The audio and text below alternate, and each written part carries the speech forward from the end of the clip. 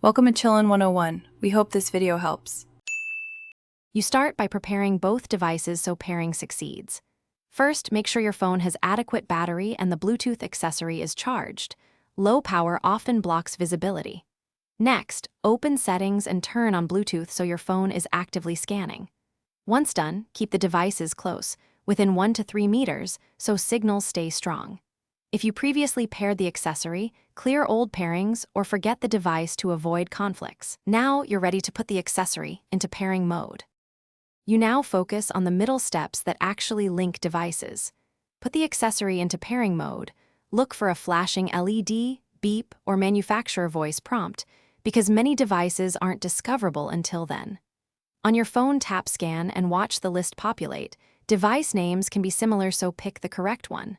When prompted, confirm the PIN or tap pair. Make sure you allow any permission requests for contacts or media if you want full functionality.